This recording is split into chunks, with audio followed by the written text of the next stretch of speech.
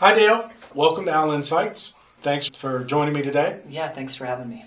The purpose of getting together today is to talk about things that first-time founders will find interesting about your journey and the resources that you bring to the community currently. And I think the nice place to start is your background and how you got here. Yep, awesome.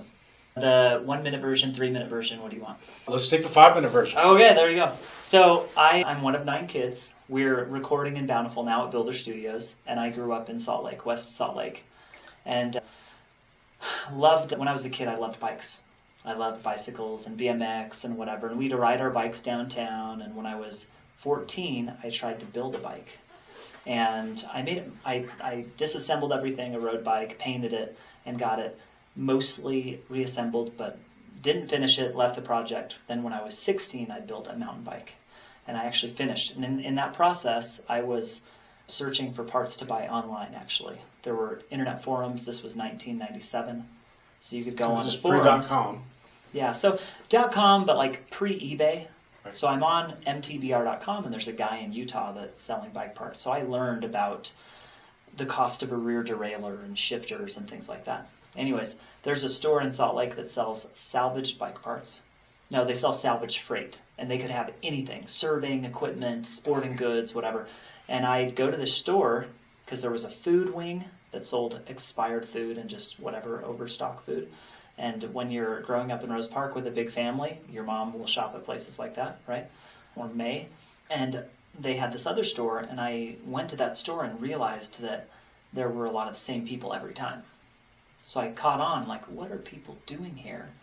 And they were selling things online. Internet forums, there was a Norwegian guy, that sold a bunch on eBay. And so I was making $60 a week as a janitor at the time, and thought, I could try, buying something, whatever. So some of the early items I bought were bike shifters, road bike shifters. $25, and on eBay they'd sell for $150. Wow. So you'd 3, 4, 5, 6 times your money pretty easily. It was really great. I had to get a bank account. I got a bank account, and they. And how old were you when you started this? 16. Okay. Yeah, so I got a bank account, and they gave me an overdraft, $500. And when I learned what that was, I'm like, this is amazing. Now I have this free money. You're in business. So I essentially, I grew that up to a few $1,000s in inventory, about $10,000 actually. And then I got my dad involved. He would take all the pictures for me, mostly to help. And then he started listing things, and I gave him a percentage of sales. Like, hey, he did this, and I gave him a percentage, and we were doing great. I went on a mission for my church, a proselyting mission in Portugal. Okay. And then when I got home, started doing the same thing. And buying, selling, making a few grand a month. I had an eBay account manager, and they said, what do you want to do with this? And in my mind, I didn't think that I was going to make it. I wouldn't do it for a living. Right. I actually started, for 9 months, I did a stint of multi-level marketing, selling vitamins, direct sales. And then I rode my bike from Canada to Mexico, and when I got back, I realized I probably wanted to, if I am not an entrepreneur, I won't be able to do that kind of adventure again. Right. So I was really hooked on this idea of freedom. So I talked to my dad, who had a job change at the time. We're probably in 3 minutes of this 5-minute story. I talked to my dad. What do you think? Should we just go into business together? We always wanted to work together. And it came out that if I could get him $3,000 a month, that he could quit his job. That was his magic number. $3,000 was what it would take to cover the nut at the house, living with 6 kids in Rose Park. And so we did that, and within 6 months he quit his job. We just became 50-50 partners. I made $1,500 a month because I didn't pay rent and I lived at home. Right. And we went into business together. So year 1 we did $250,000 in sales. That was in 2004 to 5. So we started in 2004. And that was all still sourced eBay from NPS. Well, and that ran in. That was the issue. Was you could only buy and sell so much. Anything you could buy well, and I was a great buyer. my skill set lended well to like, this looks valuable. You know, even in high school, I thought this surveying equipment, really $80? Sell it for 500. I had a lot of things where I had a good feel for, I was so curious about everything, so I would buy different things to just see how they would sell, and I became a good buyer. So fast forward, year 1 we did 250K, year 2 we did 550K, and I found out about bike swaps. So bike swaps were bike shops would go to a big event venue and then sell all their stuff. I'd sign up as a vendor so I could get in early, and I'd spend $5,000, $10,000, $20,000 in cash buying out the bike shops there. So and that was our last year's supply. inventory. That's how they were liquidating. Yeah. Okay. Yep. So then, fast forward, we'd go to Interbike, a big bike trade show. Hey, you know, will you sell to us? No way, I'm not going to sell to you. You don't have a storefront.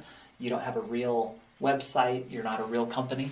You know, your eBay name is Dale P. Majors. You know, we eventually rebranded to Bike Wagon, but I'd go to these shows and realize that, wow, like we're scrubs and we don't know what we're doing and we have no clue. But they would give us hints, you know, you would need this to sell, you would need this to work with us, and yada, yada, yada. And slowly, over a few years, we started becoming more workable for them. Right. And then we bought a lot of their industry closeouts, and we eventually, 250K, 550, 980, 1.4, 2.9, 4 million, 5.5, 7, 8, 10. We finished, we were just over 10 million in revenue when we sold in 2015. What made you sell? So I wanted freedom. I went to one kind of interesting lunch conversation I had in 2012 probably, was I met this guy who had quit his job at 30. He'd quit working at 39, and he'd accumulated about $1.5 million in his stock account. He had no debt. His home was paid off. And he said, if I invest very conservatively with dividend stocks and other things, I can make at least $40,000 a year, and that's all I need to live in Salt Lake. Right. So he quit his job. He started volunteering and whatever. He had 4 kids, and he called it his point of choice. And for me, I thought, wow, with $1.5 million, $2 million, if you were to live conservatively, you wouldn't have to work anymore. Yeah. That's really interesting. Okay. So I'd always talked. The company that we sold to, we almost acquired 2 years previously. Okay. But when we sold, we had $3 million in inventory, and with that, you have $1.5 million bank loan, and you have $600K of accounts payable, and you're just like, it's always tight. There was just some stress around it. Right. We made sure to keep our asset to debt ratio pretty healthy. We were always at least above 1.4. And did you learn that organically, just running a business? Just learned it organically, yeah. And I was a pro. I actually never finished school, but I was in school for a long time. I have 21 credit hours left if I wanted a degree. But I stayed in school for a long time and was really good at seeking out mentors. Okay. Mostly like, hey, you're really smart. I'd love to meet with you. Could you come see my business? Can I take you to lunch? And in those calls, I'd just kind of lay out like, here's what I'm doing, here's what I've done, here's what I'm doing, here's where my head is. What do you do? Like, if you're me, what are you thinking in my situation? Right. And then I would, do my best. I'm not great at shutting up, but I'd do my best to just listen. And those were helpful. So I had a lot of people invite me to networking events or whatever. I would like engage and learn from others. So I'm pretty engaged in the startup community. Primarily, I spend a lot of time with Jeff Erickson at Founders and Funders. We meet a lot of first-time founders, and they're pursuing their dreams. One of the questions that as an angel you're always asking is, what is your exit strategy? And it sounds like once that seed was planted for you, that I have sufficient success, that I have now kind of unshackled, maximum freedom. Mm-hmm. Do you have some insight for founders as to kind of where to set that golden ring? Because, a lot of people, I spend a lot of time in the Bay Area, and everyone's swinging for the fences. Everyone wants to have that unicorn company with that incredible exit. Whereas I think many businesses, if you get out at $10, $50 million, that's a huge win. You've got economic development, you're set, as long as you don't have aspirations of Lamborghinis. Mm-hmm. do you have some advice on kind of that counterbalance and kind of rational expectations? Well, I for every $1,000,000 you have at 4%, that can, if you invested okay, could get you 4K a year or 4K a month. Right. Or 40K a year, let's say, Right. whatever. And, you might invest well, but I realized that as a business owner, I was also a terrible investor. When you're running a business, you're good at running the business, you know your things. But then to go out into other private deals, it's amazing how often I meet people who have made terrible investments. Right. Just because you're great at running a business doesn't necessarily mean you'll be great at investing capital. So You've got really sharp domain expertise. yeah. So, I think it is funny that people, that may not even have 50 grand, set aside, want to have $50 million. Where it's like, it's a big disparity. It would be nice even to have, what if you had a few $100,000 of just cash, or even 100 grand of cash and some investments and just whatever. Like, it'd be a meaningful thing for anybody to just have a net worth of a couple $1,000,000. Right. And this all or nothing, I don't like a lot of the all or nothing. Like, hey, we need to have tons of money, more money, more problems. A little bit. Right. You have, I don't know. Yeah. So as far as counterbalancing, for me, I've always been interested in I like freedom. I want to be able to. I love working. I'm a workaholic. I love working, and I want to always work. I just don't want to have to work. Right. So I want to be able to say this is a worthy endeavor that that I want to spend my time on, and I can do it just for that, not because it's going to yield a certain amount of money, make me wealthy, whatever. So I think getting really clear on your values, on what you really want, not what other people may want for you, or what you want to show off to others, just like what would make you and your family more, secure and happy. Great. And then put the blinders on and just do that, and it doesn't matter. I like that focus. I just want to step back and double click. So what created the desire to do that North American bike trip? If I didn't have such good parents, I would have wanted to run away as a kid. I've always had like an adventurous streak. Right. I love the idea. So wanderlust is strong. Yeah, I like adventure, and I'm lucky because my wife loves adventure too. But so yeah, we said I did that, and then 2 years later we rode 3,500 miles through Europe, and 2 years later I got married, and my wife did a little trip along the coast. So every other year for most of my life since then, I've done some sort of. Last year we did a 3-month trip through Europe, from the Mediterranean to the North Sea up and over the Alps. Any advice for people that like doing those kind of trips? Because that sounds like a pretty adventuresome trip, and it's also, it's kind of carry what you live in. Not a lot of baggage on that trip, right? Yeah, it's just you have your bike with all your bags, and you're, self-sustained. I wrote a guide that I share. If I type Bike Tour 1 in my iPhone or computer, it gives the Google Docs. So if anybody emails me at dale@ventureanyway.com, I will send them the bike touring guide it's a live document that we're putting together. Someday we'll make it into a book, but I love travel by bike, and we've probably spent a year doing that. That's wonderful. We'll put that in the description. So, having built a $10 million business, do you consider yourself, have you learned a lot about e-commerce? Is that an area of expertise just from the trials and tribulations?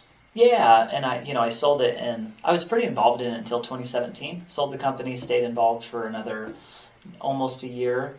I would, I'd go to a lot of different e-commerce conferences. I'd speak at some, but it's so fast changing and I'm even involved in e-commerce now with Grand Trunk. In 2020, we bought Grand Trunk. 2021, we bought A-Light Designs.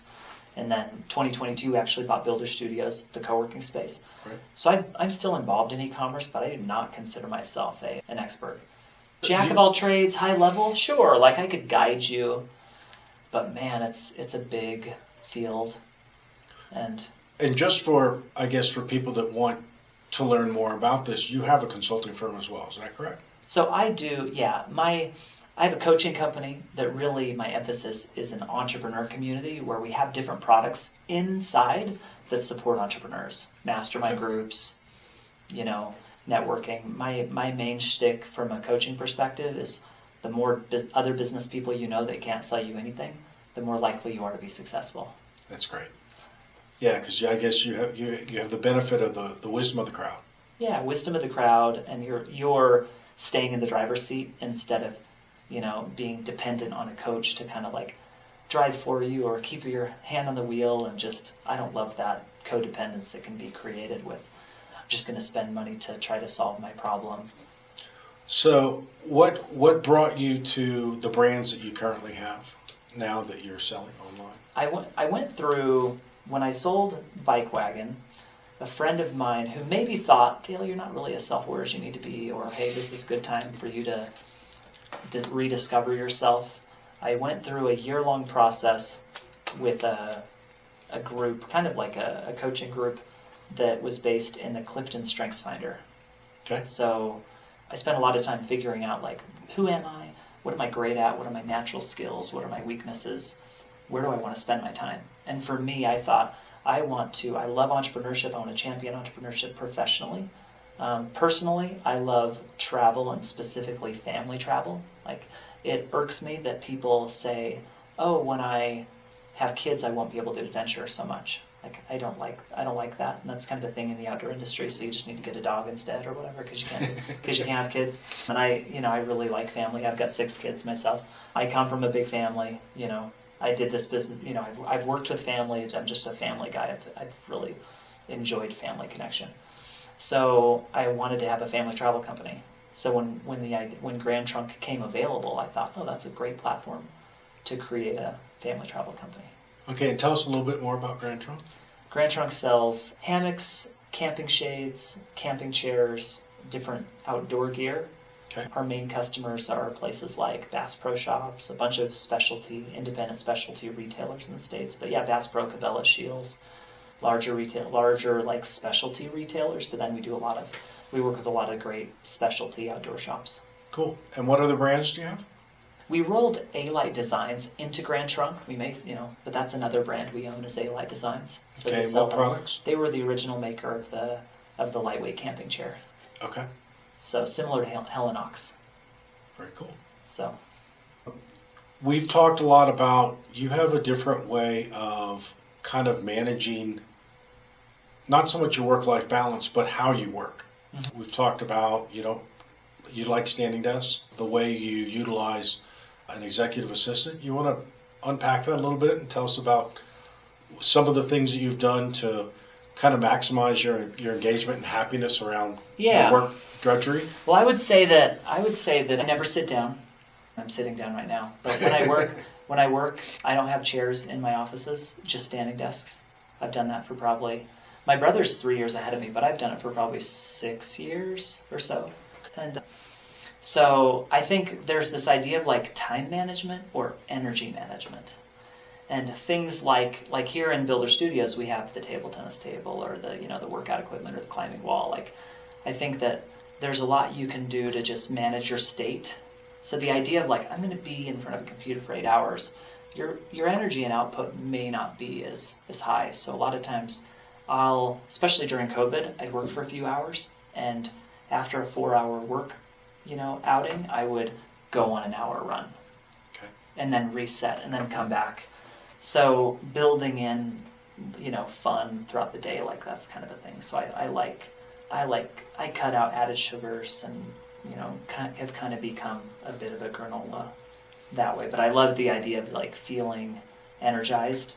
Right. So sleep, eating good food. So managing your energy is such an important core part of the way you run your business, your mind. Yeah. You've built kind of the perfect home in Builder Studio. So what brought you to buy the building, and what's your vision for it? Yeah. So a long time ago, have you seen the Ninja Turtles movies? I have. So the original one where Shredder had to hang out with all of his like criminals, where there were like video games and skateboards and right. That kind of place. I thought, man, that's really cool. I don't necessarily want to participate in illegal activity, but I really do love a cool like take a nugget of wisdom. A cool place. I love the idea of having a cool place like that. Even 5 years ago, I think I made a post on LinkedIn like I want to have a space like that someday. So that was a seed in my mind. But I'd love to have a big space with all the things I like that I may not build out on my own. So like in here we have a golf simulator upstairs, we've got our podcast studio, we've got next door is a rock climbing room, we've got a fitness area upstairs, table tennis, we have a lot of amenities. Right? So I wanted to create that. So when I walked through this building, and that was, so actually the 45-second story of that is a buddy in my neighborhood, his mother-in-law owned a co-working space, shared office, 10,000 square feet. Hey, does she want to sell? Yeah, she wants to sell it. Great. We rented some offices in there. We're renting 2 small offices. Oh, that's kind of cool. Negotiate to buy it. It gives me a killer price. And I'm like, you're my friend's mom. I want a great deal, but I don't want a killer deal. So let's look at comps and see what like a fair above the board deal is. And when I was looking, I found that instead of, $1.8 million, I'm like, your cap rate, it should be worth 2.8. So I'm like, I'm not going to buy it for 1.8. Then she wanted 2.1 and then 2.3. But I saw, which would have been more fair, but I saw this building for 2.5 times the space and less than what she wanted. So I'm like, I'll just buy that and I'll just, make it here. And I'm buying it for cheap enough that I can have a rock climbing wall and build out all these things that I want, where if it were a lot more money, I'd have to really be focused on monetizing every square inch of the space. And if people are interested in learning more about the studio, how do they contact you? Builder-studios.com. Great. Yeah. But it's been really fun meeting all sorts of people. Like even you and I, we have this conversation. You've got a space here with Jeff, and I don't have to pay you. You don't have to pay me. We're not employees. We can just be friends. Like, hey, it's good to see you, and that's it. Like, it's nice to have those work relationships. If you own an office building, or you go to your place at work, there's some sort of like relationship. Yeah. I love having just a bunch of loose, like, hey, it's cool, great, high five, Yeah. It's been fun. Yeah, it was a ton of fun because I know I did a presentation here during Tech Week last year. Uh-huh. And it was good to see, 30, 40 people coming out. And there's not a lot of engagement north of Salt Lake. Yeah. So this is a special place for that. Yeah, and we're going to have a lot more. And I hope to have several more locations from here to Ogden. Like long term, I'd be very open to having a few more. That's great. So, what advice do you have?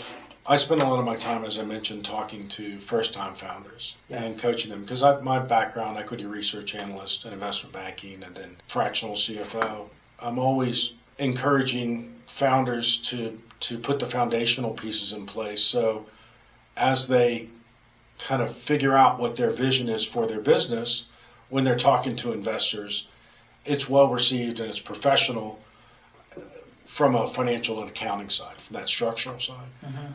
What are some thoughts that you have for first-time founders with, trying to get that idea more cogent and trying to help them understand both their own vision and how to articulate that to others? Do you have some thoughts there? Yeah. So establishing their own vision and how to tell the story for others. A lot of I'll half answer your question if that's okay. But a lot of my philosophy is that you can definitely go and say, chase money or an idea, or no, I need to make this and do this thing, and even if there's not a ton of alignment, I really like alignment. So I want to figure out, what do I love doing? What am I great at? What am I really good at? That I verify with other people, like... You're not self-delusional. Yeah, not be delusional, but be really clear about, whenever I've done this, I've had peak experiences doing that. Here were the conditions that existed in this area. For me, where people are trusting me, where there's a bit of chaos, where I have to like synthesize a lot of information, make quick decisions, where I can feel like kind of adventurous. I do well in that kind of thing. Don't need all the information to make decisions. I can be pretty decisive. I can influence others, bring people in. I want to put myself in situations like that. And everything, when I do that and I'm in a situation where everybody needs that skill from me, I do a lot better. Right. When they need something that's, very much out of alignment with that, things don't go well. Right. So I think you can get more credibility learning that early on and then applying yourself, even if you're I'd never done a co-working space before, but I was great at managing a budget and being frugal because I'd bought $20 million in bike parts. Right. at the right price.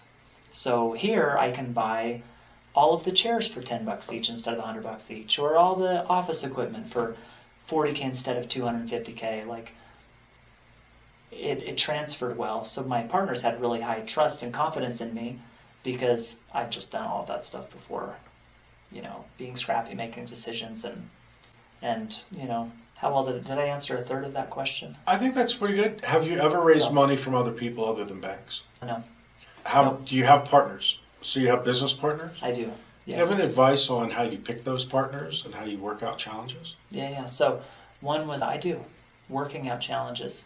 I'm a big believer of it's hard to say the wrong thing if you feel right in your heart. Like if you feel the right way towards something, it's hard to say the wrong thing. Because even if you do say the wrong thing, they're going to understand your intent and your feeling and who you are. So I think aligning yourself with good people whose values kind of align with yours. My brother and I, we've worked and we've had so many fights, both verbal and physical, that we know how we work now. We just kind of know. And I know that he's a good guy who I respect for certain things. He's more tactical and a better manager than me. And I'm more like the synthesizer, big picture, crazy idea. So even though half my ideas are terrible, he can see past that because I've had good ideas in our experience before. So we work really well and we have mutual respect. Our other partner, Andy, he's very competent, very savvy. And just on top of that, he's a good person who means well. So when we've had style issues and everything else and fights and whatever, I know that he means well and the kind of person he is. We'd done several family trips beforehand and we kind of knew that, so even if my wife coaches me, very early on in the relationship, different struggles that we had, she's like, Dale, I was like, oh, Andy did this. Dale, you did that to me. You actually, sorry, don't get hurt, but you do that to me all the time. Like, wait, really? So I make you feel that way? Yeah. Oh, okay. Just being understanding of people and maybe having healthy sounding boards that aren't going to keep you delusional. So through partnerships, I've actually become, a lot better person. Marrying my wife and having her go back and forth with me, I'm like, wow, I'm way less of a jerk now, having been married. I am. And through having business partners, I'm a more understanding, I think I'm a better person because I've had to work with people in changing, in just adapting with people and understanding them. Right. So finding out, I guess going back to the first thing, it's hard if you have the right heart or the right feeling towards somebody, good intent, it's hard to say the wrong thing. My partner Andy, he's very candid. And that's just how he works. And I've learned a lot from that. But at first I'm like, well, that was actually really rude. But he had no ill intent in saying it wrong. He's just he's direct. He's a great communicator and being very direct. So finding good people. You mentioned you have a lot of ideas. Some are good, some are bad. Mm-hmm. So how is your pattern recognition matured around identifying the good or bad ideas, or how far do you run with them before you put one to bed? Yeah, I used to be excited about everything. Oh, this is so great. And actually I still am, and I think that's a good attribute for somebody like me to be. I have a really high bias for action. I'm action oriented. I do things. A lot of times, and I'm pretty low on strategy actually. So a lot of the lessons that I've learned have been through activity and action and iteration. So I iterate a lot. Sometimes as I've slowed down to be more thoughtful and strategic, I don't know how much that's better or if it is even better than just the old-fashioned Dale that just, that did things that moved. And even though it was an ugly process. So for me, actually, a lot of my internal affirmation and rallying cry is action, movement, and it's okay to look like a goofball. Don't worry about it, because over time, you always have pretty good results. Okay. Where if I'm too worried about what other people are thinking of me or how it's going to appear, or I want to get it right, then a lot of times I don't create as much value. Great. Because I'm not that smart in that way. I do think I have good processing power, but I've done so many dumb things that I'm like, wow, that's But I've had it through action and just repetition and quantity of things that I've done, I've had above average results than other people. So, Yeah, I've kind of, that's just more how I'm wired. I wish that I were more, I would probably benefit from being more strategic and wired in different ways, but that's not the hand I was dealt. Right. What's kind of the perfect avatar for someone that locates at Ventures or Builder Studios? You know, people that are lonely, just kidding, I don't know. Business owner trying to build something aspirational, wants growth and progress, and that person would then be surrounded by other good people that they can, bump into, and as we do more and more events, I think that person would benefit. As opposed to somebody set in their ways, I don't really want to socialize, everything else. Like, there are plenty of offices where you can do that, and for less, Right. There's cheap one-off offices in other people's conference buildings, so you can rent without the community. So, excellent.